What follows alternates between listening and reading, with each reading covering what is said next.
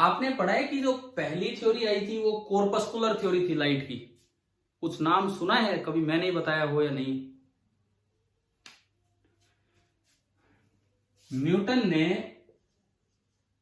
एक थ्योरी बनाई, गई तो न्यूटन की नहीं थी, लेकिन उसका क्रेडिट न्यूटन को ही चला जाता है क्योंकि न्यूटन ने वो थ्योरी एक्सप्लेन की थी। न्यूटन से पहले वो थ्योरी बन चुकी थी बट न्यूटन ने वो एक्सप्लेन की थी। न्यूटन ने एक थ्योरी एक्सप्लेन की थी, कॉर्पस्कुलर थ्योरी ऑफ लाइट। जब लाइट के नेचर के बारे में किसी को नहीं पता था, उस समय न्यूटन ने माना कि light is made up of particles. Light is made up of particles and उन पार्टिकल्स का जो नाम है, उन पार्टिकल्स का नाम क्या रखा गया? कॉर्पसल्स। कॉर्पसल्स। अब देखो, न्यूटन की थ्योरी कई सालों तक जीवित रही, ये मानो न्यूटन के जाने के बाद भी। लेकिन बाद में पता लगा, जब experimental determination of speed of light हुई, तब जब पता लगा कि ये तो थोड़ी सी गलत है। पहले आप समझो यार, ये भी क्या थी। स्नेल्स लॉ से ही मैं बता रहा हूं क्योंकि इससे लिंक्ड है वो। स्नेल्स लॉ से पहले कॉर्पस्कुलर थ्योरी का लॉ था रिफ्रैक्शन का। वो क्या कहता था, देखिए, मान लो, मैं इसलिए बता रहा हूं कि कोई हिस्टोरिकल टाइप क्वेश्चन बन के आ सकता है आपके एनटीएससी एग्जाम में, या फिर दूसरी बात, क्विजेज का जहां होते हैं नेशनल लेवल की क्विज, वहां पे जहां पे बच्चे का साइंटिफिक रिदम देखा जाता है कि कैसे, तो उसमें इस तरह की बातें पूछी जा सकती हैं। जैसे ऊपर मैंने माना रेयरर मीडियम है एंड नीचे मैंने माना डेंसर मीडियम है। कॉर्पसल बड़े छोटे छोटे पार्टिकल्स थे। न्यूटन ने क्या माना कि लाइट जो है वो टिनी पार्टिकल्स, इलास्टिक पार्टिकल होते हैं, वो कहीं भी टकराएंगे तो अपनी एनर्जी से वापस हो लेंगे, इस तरह का था। तो लाइट, मान लो कॉर्पसल्स चल के आ रहे हैं, कॉर्पसल्स चल के आ रहे हैं एक मीडियम में चल रहे हैं, ये आपने बना दिया यहां नॉर्मल, ये आपने यहां पे नॉर्मल बना दिया, ठीक है। देखो ये दिमाग में रखो, फॉर एनटीएससी कोई सिलेबस डिफाइन नहीं होता है।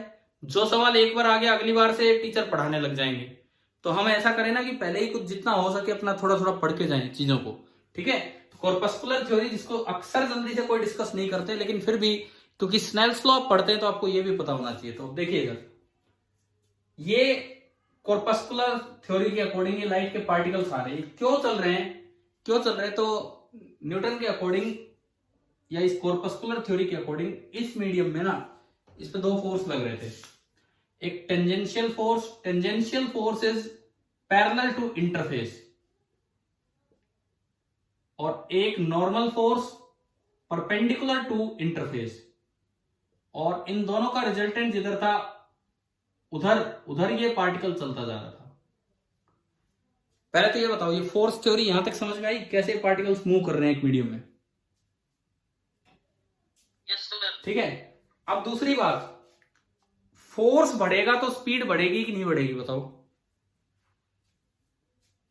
फोर्स बढ़ेगा तो स्पीड बढ़ेगी कि नहीं? अगर इन्हीं पार्टिकल्स पे ज्यादा फोर्स लगने लग जाए तो स्पीड बढ़ेगी या नहीं बढ़ेगी? हाँ जी बोलिए। बढ़ेगी। इस रेयरर मीडियम को मैंने एयर ले लिया, जैसे एयर, ठीक है। और ये कोई भी मीडियम है नीचे, डेंसर मीडियम। एयर में जो लाइट की स्पीड है दैट इज सी, और दूसरे मीडियम में, एयर में मैंने बोला लाइट की स्पीड है सी, दूसरे डेंसर मीडियम में लाइट की स्पीड है वी। सी ज्यादा होती है कि वी ज्यादा होती है? सी या वी? सी, ठीक है। लेकिन ये आपको इसलिए पता है क्योंकि अब एक्सपेरिमेंटल डिटर्मिनेशन हो चुका है। न्यूटन के टाइम क्या थ्योरी थी, सुनो। न्यूटन ने कहा जैसे ही एयर से डेंसर मीडियम में पार्टिकल एंटर करते हैं, तो डेंसर मीडियम की एक प्रॉपर्टी है कि वो टेंजेंशियल फोर्स पे तो कोई फर्क नहीं डालता। टेंजेंशियल फोर्स तो जितना पहले था उतना ही रखता है, लेकिन डेंसर मीडियम जो नॉर्मल फोर्स है वो ज्यादा लगा देता है। डेंसर मीडियम जो है वो नॉर्मल फोर्स ज्यादा लगा देता है, एफ एन डैश मैंने बोल दिया, and F normal dash denser medium में ज्यादा होगा इससे। अब देखो, अब जो रिजल्टेंट है, अब जो रिजल्टेंट है वो कुछ इधर हो गया, अब जो रिजल्टेंट है वो इधर हो गया, और मैं उसको बोल रहा हूं F dash resultant, F dash resultant. Corpuscles चलेंगे फोर्स की डायरेक्शन में, तो ये जो कॉर्पसल्स हैं अब इस डायरेक्शन में चलने लगे। एक बार देख के बताओ क्या ये किधर बेंड हुए, टुवर्ड्स द नॉर्मल बेंड हुए कि अवे फ्रॉम द नॉर्मल?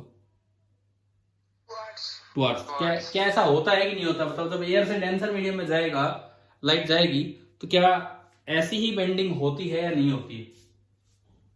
होती है ना, टुवर्ड्स द नॉर्मल। तो ये बात तो सही एक्सप्लेन होगी, ये बात तो सही एक्सप्लेन होगी। ये एंगल ऑफ इंसिडेंस, ये एंगल ऑफ इंसिडेंस और नीचे वाला एंगल ऑफ रिफ्लेक्शन, ये बात तो बिल्कुल सही एक्सप्लेन होगी, कोई दिक्कत ही नहीं है इसमें। अच्छा, इसके बाद देखिए, अब यहां पे दूसरी बात, एफ डैश रिजल्टेंट ज्यादा है एफ रिजल्टेंट से कि कम है? एफ डैश रिजल्टेंट, देखो अगर मैं इधर की बात करूं, F resultant that is equal to under root of F normal square plus F tangential square. अगर मैं इधर की बात करूं, F dash resultant that is equal to under root of F normal dash का स्क्वायर प्लस एफ टेंजेंशियल का square. F tangential तो same है, लेकिन एफ नॉर्मल डैश ज्यादा है, डेंसर मीडियम की प्रॉपर्टी थी अकॉर्डिंग टू कॉर्पस्कुलर थ्योरी, तो ये ज्यादा है। Since F normal dash is greater then F normal, तो इसलिए मैं कह सकता हूं कि जो एफ रिजल्टेंट डैश होगा वो ज्यादा होगा एफ रिजल्टेंट से। होगा कि नहीं बताओ? आ गया समझ? तो इस मीडियम में जब स्पीड बढ़ेगी कि कम होगी, आप बताओ? फोर्स बढ़ गया इस पे, पार्टिकल पे चलाने वाला फोर्स बढ़ गया, स्पीड इधर बढ़ेगी या कम होगी बताओ? अरे बोलो, आप ज्यादा फोर्स लगाने लगे, बढ़ेगी ना। It means V is greater then C। Corpuscular theory कई साल तक सही मानी गई, और वो ये मान के चल रही थी कि जब भी लाइट एयर से डेंसर मीडियम की तरफ जाएगी, रेयर टू डेंसर, तो वो बैंड होगी टुवर्ड्स द नॉर्मल। वो चीज दिख रही थी, वो एक्सपेरिमेंटली भी दिख रही थी, वो बैंड होगी टुवर्ड्स द नॉर्मल। लेकिन उसमें दूसरी बात ये मानी गई कि डेंसर मीडियम में लाइट की स्पीड ज्यादा होती है और रेयरर मीडियम में लाइट की स्पीड कम होती है। लेकिन जब लाइट की स्पीड एक्सपेरिमेंटली मेजर की गई, तो आप बताओ क्या ये बात सही है कि गलत है? क्या ये पॉइंट सही है कि गलत है इस थ्योरी से जो निकल के आए? गलत। दोबारा बताना। क्या कह रहे हो? कौन सा पॉइंट बताऊं? क्या बताऊं? फोर्स वाला। देखो, डेंसर मीडियम की प्रॉपर्टी थी अकॉर्डिंग टू कॉर्पस्कुलर थ्योरी कि डेंसर मीडियम में जैसे ही पार्टिकल एंटर करते हैं कॉर्पसल्स, तो ऊपर वाले मीडियम में चल रहे थे, उस पर दो फोर्स लग रहे थे, एक टेंजेंशियल एक नॉर्मल। जैसे ही डेंसर में एंटर करेगा, नॉर्मल फोर्स बढ़ जाता है और टेंजेंशियल फोर्स सेम रहता है। टेंजेंशियल फोर्स तो सेम रहेगा, लेकिन जो नॉर्मल फोर्स है इंटरफेस के परपेंडिकुलर, वो बढ़ जाता है। तो ये नॉर्मल बढ़ गया, तो आप पैरेललोग्राम बना के जब इनका रिजल्टेंट देखेंगे, तो क्या ये टुवर्ड्स द नॉर्मल बन गया कि नहीं? फोर्स ज्यादा, भाई ये लाइन ज्यादा होगी तो डायगोनल इधर झुक जाएगा। समझ में आ रहा है? क्या ये पॉइंट क्लियर हुआ? ठीक है, कॉर्पसल्स जो हैं वो चलने लग गए एफ रिजल्टेंट के अलोंग, और एफ रिजल्टेंट थोड़ा इधर झुक गया तो आर कम हो गया, यानी कि जैसे ही डेंसर मीडियम में जाओगे टुवर्ड्स द नॉर्मल बेंड हो गई। ये बात ठीक थी, ये बात बिल्कुल सही थी। R is greater than I, ना सॉरी लेस देन आई, तो राइट एक्सप्लेनेशन थी।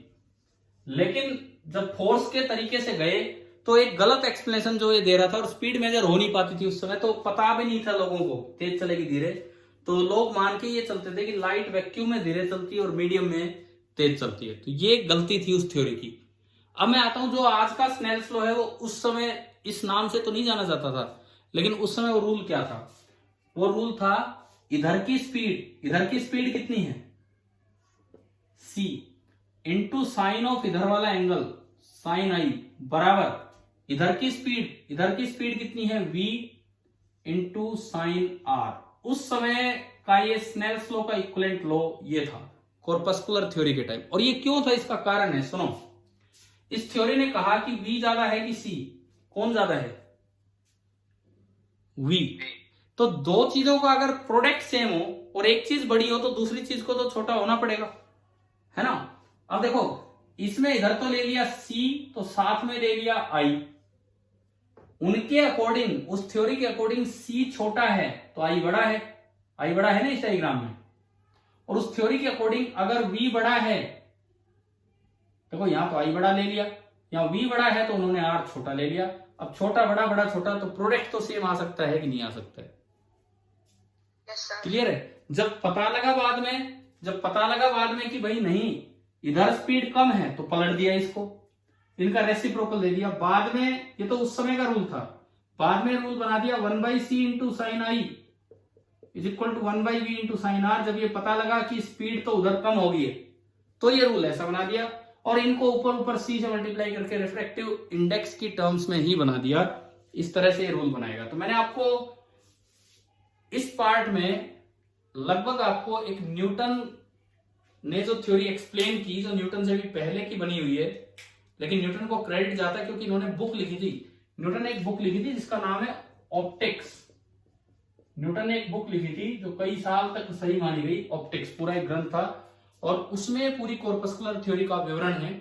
तो वहां पे ये पूरे रिजल्ट्स हैं। अब न्यूटन अपने तरीके से कुछ एक्सप्लेन करके, और जब वो 100 साल तक सही चलते रहे, न्यूटन के जाने के बाद वो चीजें सामने आई कि गलत थी। तो इसका मतलब अब मान के चलो कि लॉजिक तो था, थ्योरी में लॉजिक तो था जब वो इतनी बातें एक्सप्लेन कर पा रहे थे। ठीक है, कुछ उनकी न्यूटन का अथॉरिटी ऐसी थी कि लोग मानते थे कि न्यूटन कह रहा है तो सही कह रहा होगा, इस तरह से था। लेकिन जब ये चीज गलत मेजर हुई ना, तब पता लगा कि थ्योरी गलत है। फिर कौन सी थ्योरी आई इसके बाद? न्यूटन की थ्योरी फेल होने के बाद क्रिश्चियन हाइजेन एक साइंटिस्ट थे, उन्होंने वेव थ्योरी दी, और उन्होंने माना कि लाइट पार्टिकल नहीं है जैसा न्यूटन बता रहे हैं, बल्कि लाइट क्या है, एक वेव है। उन्होंने लाइट को वेव का नेचर दिया। और बाद में एल्बर्ट आइंस्टाइन ने एक और बात रखी, उन्होंने कहा कि लाइट तो पार्टिकल नेचर भी रखती है, लेकिन वो पार्टिकल कॉर्पस्कल्स नहीं है। उन्होंने उस पार्टिकल का नाम दिया फोटोन। उन्होंने उस पार्टिकल का नाम दिया फोटोन। अब उसकी डेप्थ में हम नहीं जाएंगे, वो मॉडर्न फिजिक्स चली जाती है, वहां क्वांटम ऑप्टिक्स आ जाती है पूरी। तो अभी आप ये बताओ, क्या ये कॉर्पस्कुलर थ्योरी कुछ समझ आई कि नहीं आई? Yes sir. ठीक है, बाय चांस अगर एक सवाल आ जाए इस पे, क्योंकि ये थ्योरी है, ठीक है गलत हो चुकी है, लेकिन फिर भी न्यूटन की थ्योरी थी, तो मे भी कभी कोई चीज पूछ ली जाए आपके पेपर में, तो आपको ये सब आना चाहिए। ऑब्जेक्टिव क्वेश्चन बना के इन पे दिया जा सकता है। ठीक है भाई, समझ आ गया यहां तक?